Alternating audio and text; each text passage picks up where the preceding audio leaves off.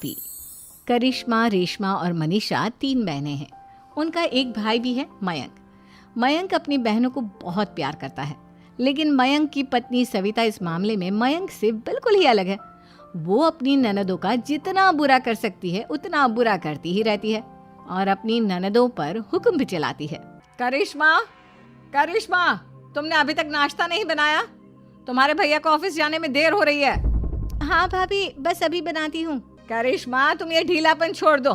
कल को पराए घर जाना है। वहाँ अगर तुम इस तरह से काम करोगी तो लोग क्या कहेंगे कि माँ ने और भाभी ने कुछ सिखाया नहीं। और तुम्हारी दोनों बहनें कहाँ हैं? अब रेशमा मार्केट गई है और मनीषा सो रही है। क्या? सुबह के 8 बज रहे हैं और ये महारानी अभी भी सो रही है? ये कहते हुए सविता अपनी सास दुर्गा देवी के पास जाती है। माँ जी, देख रही हो अपनी बेटियों के तौर तरीके? क्या हुआ बहू, सुबह सुबह क्या कर दिया मेरी बेटियों ने? अरे एक तो अभी अभी उठकर किचन में गई है, दूसरी सुबह सुबह बाहर चली गई और तीसरी अभी तक सो रही है।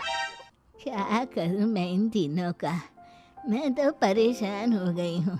जा जाकर उठा उसे और रेशमा से मैं बात करती हूँ।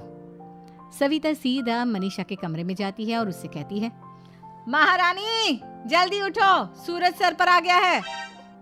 भाभी थोड़ी देर और सोने दो ना, मैं रात को लेट सोई थी। वो क्या ना, यूनिट टेस्ट चल रहे हैं। शराफत से उठती है या नहीं, या फिर पानी की भरी बाल्टी डालूं तेरे ऊपर? नहीं भाभी, मुझे बिस्तर में नहीं नहाना, उठती हूँ मैं। मनीषा जल्दी से उठकर बाथरूम में चली जाती है। सभी आराम से बैठकर नाश्ता कर रहे होते कि तभी रेशमा बाजार से हाथ में सामान लिए आ जाती है। रेशमा को देखते ही सविता उस पर बरस पड़ती है। लो, आ गई महारानी। ऐसा भी क्या सामान लाना था जो सुबह आंख मलते ही बाजार की तरफ रवाना हो गई? भाभी, कल आप ही तो चीख रही थी कि घर का सारा सामान मुझे ही लाना पड़ता है, घर में किसी को भी किसी काम से कोई लेना देना नहीं है। अब मैं बाजार जाकर सामान ले आई तो आपको इस बात से भी तकलीफ हो रही है? देख रही हो माँ जी, अपनी बेटी की जुबान कैंची से भी तेज चलती है। और मयंक, आप तो कुछ कहेंगे नहीं अपनी लाडली बहन को। रेशमा, अपनी भाभी से ऐसे बात नहीं करते। चलो माफी मांगो। भैया, मैं क्यों माफी मांगू? आप भाभी से बोलिए ना कि हम पर कम हुक्म चलाया करे। हम इस घर की बेटियां हैं और आपकी पत्नी की ननद है, नौकरानी नहीं। लो कर लो बात। इनकी भलाई के लिए कुछ भी बोलो तो इन्हें बुरा लग जाता है। इस घर में यही इज्जत है मेरी। देख लो माँ जी, आपकी बेटी किस लहजे में मुझसे बात कर रही है। सविता वहां से चली जाती है। मयंक को बहुत गुस्सा आता है, वो भी वहां से चला जाता है। फिर करिश्मा रेशमा को समझाती है। रेशमा, तुम्हें भाभी से माफी मांग लेनी चाहिए थी ना। लेकिन दीदी, मैंने कुछ किया ही नहीं, तो मैं माफी क्यों मांगू?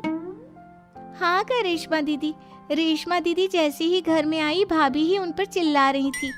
हाँ, मैं मानती हूँ कि गलती भाभी की थी। मैं तो इसलिए बोल रही हूँ कि भाभी ने माँ को तो पूरी तरह अपने वश में कर लिया है। वो हमारी बात सुनती ही नहीं। मयंक भैया हमारे लिए हमेशा खड़े रहते हैं, इसलिए उनकी बात का मान तो तुम्हें रखना चाहिए था ना।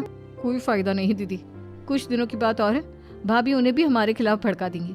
फिर वो भी माँ की तरह हमारी किसी बात का विश्वास नहीं करेंगे। इसी तरह सविता अपनी तीनों ननदों को किसी न किसी बात पर परेशान करती रहती थी। एक दिन मयंक अपनी तीनों बहनों के लिए गिफ्ट लाया। करिश्मा, ये तुम्हारे लिए हार का सेट। रेशमा, तुम्हारे लिए सुंदर सी ड्रेस। और मनीषा, तुम्हें किताबें पसंद है ना, तुम्हारे लिए किताबें लाया हूँ।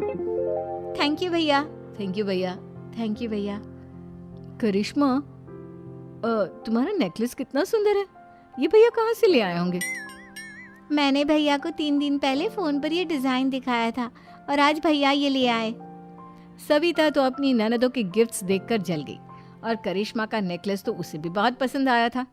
अपनी बहनों के लिए कितना अच्छा नेकलेस लेकर आए हैं, मुझे कभी कोई गिफ्ट नहीं दिया। मैं आज ही ये हार चुरा लूंगी। रात में सविता करिश्मा का हार चुरा लेती है और इसी तरह उसे अपनी ननदों की जो भी चीज़ अच्छी लगती वो उसे मांगती नहीं, बल्कि रात के अंधेरे में चुरा लेती।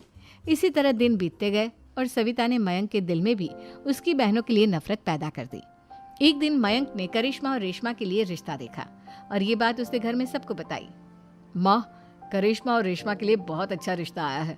वो लोग कल इन्हें देखने आ रहे हैं। आप और सविता मिलकर सारी तैयारी कर लेना। ये सुनकर करिश्मा और रेशमा खुश हो जाती हैं, लेकिन सविता सोचती है, अगर इन दोनों बहनों की शादी हो गई तो घर और बाहर का काम कौन करेगा? मनीषा तो एक नंबर की कामचोर है, उससे तो किसी बात की उम्मीद लगाना ही बेकार है। मुझे इस शादी को रोकना होगा। अगले दिन सभी लड़के वालों के स्वागत की तैयारी करने में लगे होते हैं। तभी मयंक अपनी बहनों से आकर कहता है, तैयार हो गई तुम दोनों? देखो दोनों लड़के बहुत अच्छे हैं, मैं कोई कसर नहीं छोड़ना चाहता, इसलिए तुम उनके सामने अच्छे से बिहेव करना और अपनी भाभी से लड़ने मत लग जाना। करिश्मा, तुम वो नेकलेस पहन लो ना जो मैं तुम्हारे लिए लाया था। भैया मैं बहुत देर से वो नेकलेस ढूंढ रही हूँ, लेकिन मुझे मिल ही नहीं रहा। क्या तुमने नेकलेस खो दिया? तुम्हें पता भी है वो कितना महंगा था? तुम कोई काम ढंग से नहीं कर सकती। मयंक गुस्से में वहां से चला जाता है। थोड़ी देर बाद लड़के वाले भी आ जाते हैं। वो दोनों बहनों को पसंद कर लेते हैं और रिश्ता पक्का हो जाता है। लेकिन सविता के दिमाग में तो कुछ और ही खिचड़ी पक रही थी। वो पंडित जी के पास करिश्मा की कुंडली लेकर जाती है और उन्हें पैसे देकर करिश्मा की कुंडली बदलवा देती है। जब लड़के वालों के पास करिश्मा की कुंडली जाती है तो वो दुर्गा को फोन करते हैं। बहन जी, हमने करिश्मा की कुंडली अपने पंडित जी को दिखाई थी।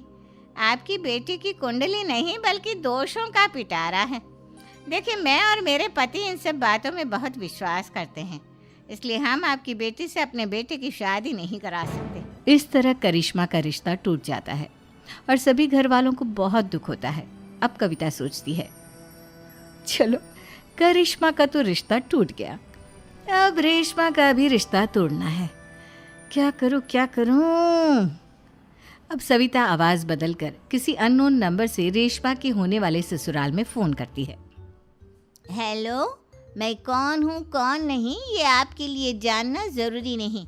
बस इतना सुन लो कि रेशमा का 2 साल से किसी के साथ अफेयर चल रहा है। बस रेशमा का रिश्ता तोड़वाने के लिए सविता का इतना कहना काफी था। अब रेशमा का भी रिश्ता टूट गया। मयंक और दुर्गा देवी ने रेशमा को खूब खरी खोटी सुनाई और उससे बार बार उस लड़के के बारे में पूछने लगे।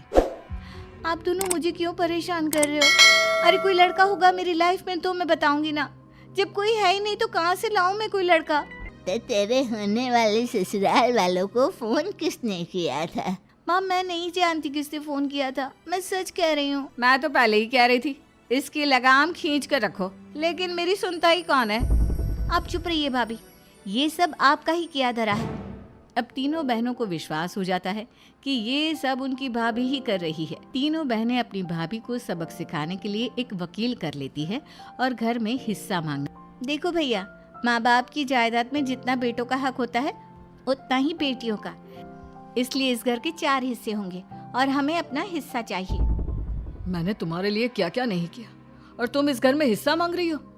भैया, आप और माँ हम बहनों की कोई बात नहीं सुनते हो और भाभी हमारी शादी नहीं होने देगी क्योंकि उन्हें लगता है कि आप हमारी शादी में ज्यादा पैसा लगाओगे और उन्हें हम जैसी फ्री की नौकरानी कहाँ मिलेगी। तो हम भाभी के साथ तो रह नहीं सकते, हम बहनों को अपना हिस्सा चाहिए। अरे तुम्हें शर्म आनी चाहिए अपने भाभी पर ऐसा इल्जाम लगाते हुए। वो तुम्हारे बारे में कितना सोचती है। हाँ माँ, भाभी हमारे बारे में बहुत सोचती है। दिन रात बस यही सोचती रहती है कि किस तरह से अपनी तीनों ननदों को परेशान करूं और कभी मुझे पढ़ने भी नहीं देती। दोनों बहनों का रिश्ता भी तो इन्होंने ही तोड़वाया है और रात में हमारे कमरे में आकर हमारी चीजें भी चुराती हैं। इसी तरह सविता की तीनों ननदें अपनी बात पर अड़ी रही। अब कोर्ट में तारीख भी शुरू हो गई। जब सविता को लगा कि उसकी तीनों ननद इतनी आसानी से नहीं मानने वाली, तो उसने अपने पति और सास को सारी सच्चाई बता दी और अपनी तीनों ननद से माफी मांगी।